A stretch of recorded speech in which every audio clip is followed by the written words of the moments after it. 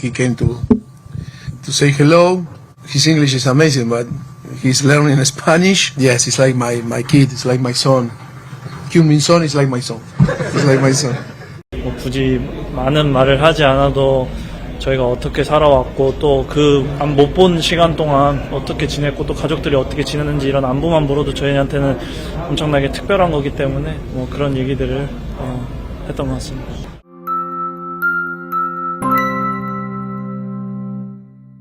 안녕하세요. 볼리TV 서영입니다. 손흥민 선수와 포체티노 감독의 만남. 경기 시작되기 전에 짧게 성사가 됐습니다. 포체티노 감독과 손흥민 선수의 인연을 아는 모든 사람들에게 굉장히 좀 울림이 있는 그런 어떤 장면이 아니었나. 좀 포옹을 이렇게 좀 깊게 하는 그런 모습이었는데, 저도 경기 때 이런 장면이 라이브로 안 나와가지고 못 봤거든요. 안 만났을 리가 없는데, 경기 전에 보통 양팀 그 선수들끼리 이렇게 만나가지고 악수하고, 그러고 나서 이제 친분이 있는 상대팀 그 벤치에 코칭 스태프가 있으면 가가지고 인사하고 이런 장면들이 보이잖아요. 그런데 역시나 경기 끝나고 나서 요즘에 인플루언서 분들이 엄청 많으시니까 영상이 굉장히 많이 올라왔더라고요. 보면서 굉장히 좀 찡한 마음도 들고, 벌써 한 10년 이렇게 지났죠. 토트넘을 떠난 지는 이제 6년이 됐지만 포체티노 감독이 처음 손흥민 선수를 데려왔던 2015년에 그 무렵의 어떤 모습들이 많이 생각이 나서 괜히 혼자 좀 찡하더라고요. 예. 영상을 보면 주변 사람들도 이 두 사람이 포옹하는 모습을 아주 흐뭇한 모습으로 바라보고 있었는데, 자, 하지만 두 사람 모두 친목보다는 더 큰 목표가 명확하게 있는 경기였습니다. 뭐 당연하겠지만요. 포체티노 감독은 최근 분위기가 워낙 안 좋기 때문에 이걸 좀 뒤집어야 되는 상황이었어요. 미국이 월드컵 본선 자동 진출국입니다. 북중미 월드컵 개최국이기 때문에 예선 없이 지금 본선에 올라가 있는 상태인데, 문제는 지금 분위기가 너무 안 좋아요. 그래서 현지 비평가들은 개최국 아니었으면 이번 월드컵 본선 못 갔을 거다, 이런 얘기까지 듣고 있는 상황인데, 진짜 미국에서 거의 전국적으로 까이고 있습니다. 포체티노 감독이. 물론 미국에서 축구 인기가 우리 생각만큼, 우리처럼 이렇게 정말 뭐 엄청나진 않기 때문에 말 그대로 전국적인 인기는 아니지만, 축구 팬들 기준으로 놓고 보면 거의 모든 미국 축구 팬들이 걱정을 하고 있다는 거죠. 일단 성적부터 안 좋습니다. 2025년에 들어서만 한국전 패배가 벌써 6패째입니다.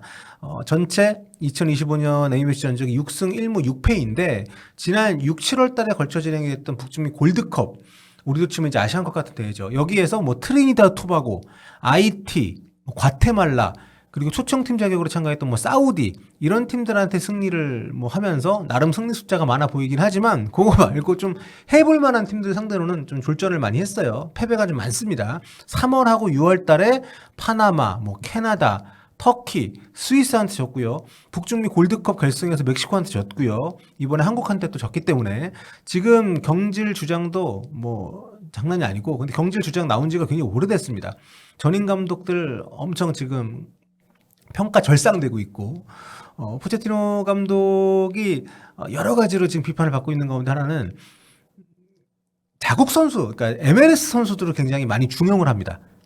공개적으로도 유럽 진출도 좋지만 MLS 좋은 리그다, 굳이 유럽 가려고 애쓰지 말고 MLS에서 잘해라, 뭐 이런 얘기도 막 하고요. MLS 선수들을 대표팀에 대거 발탁으로 하고 있습니다. 이번에 한국전에서도 골키퍼 빼고 필드 플레이어 10명 가운데 절반이 MLS 소속 선수들이었어요. 그러니까 미국 메이저리그 사커에서 뛰고 있는. 이게 지금 현지 팬들이, 야, 우리가 지금 우리 리그가 별로라는데 왜 너 좀 외국인 감독이 네가 왜 자꾸 이렇게 MLS 선수들 이렇게 선호하냐, 이런 얘기를 할 정도로. 이번에도 보면 이제 한국전에서 손흥민을 막아야 되잖아요. 그런데 국대 경력이 전혀 없는 트리스탄 블랙몬이라는 선수를 선발 센터백으로 기용을 했습니다. 이것 때문에 욕을 바가지로 먹고 있습니다.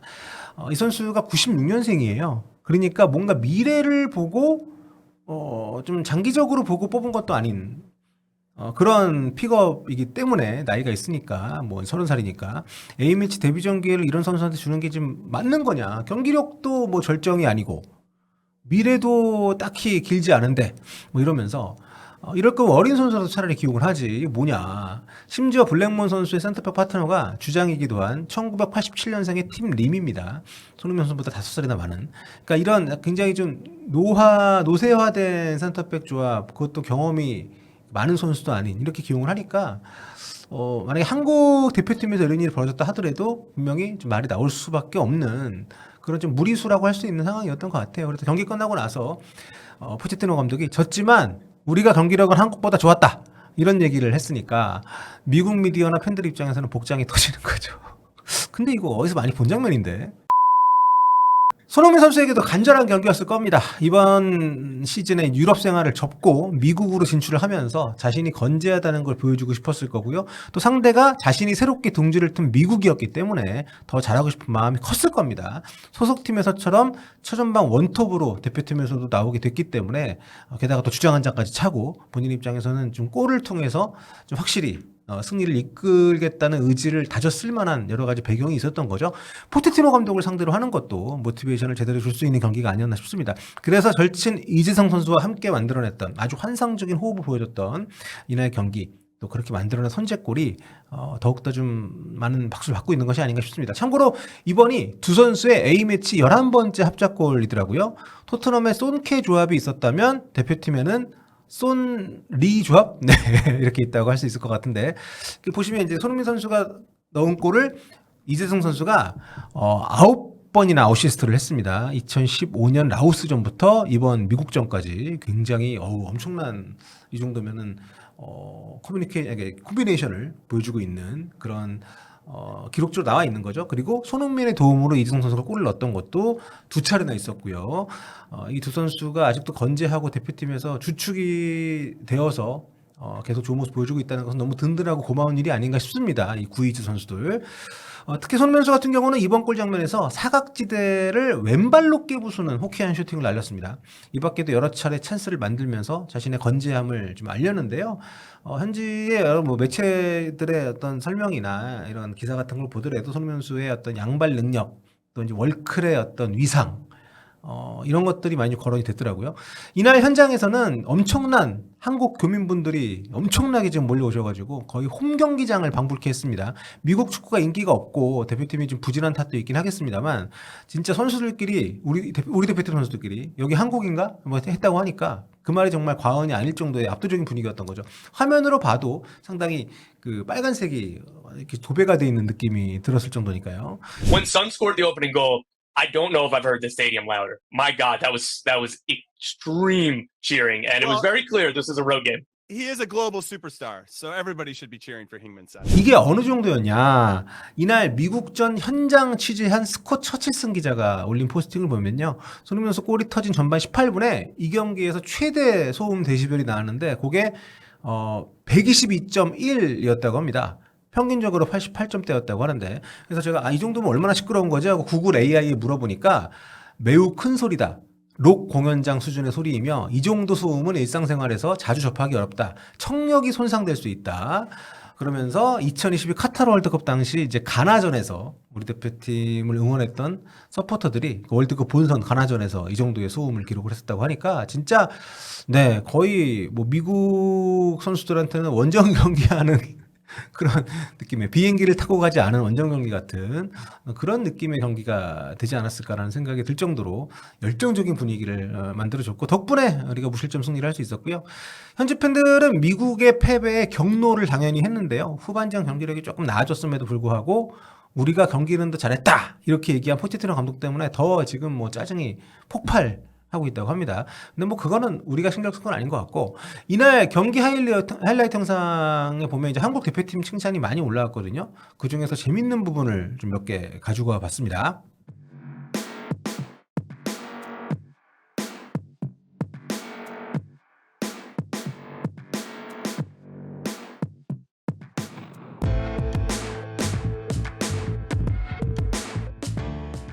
아무래도 손흥민 선수 얘기가 많지만 조현우 선수에 대한 극찬이 진짜 네.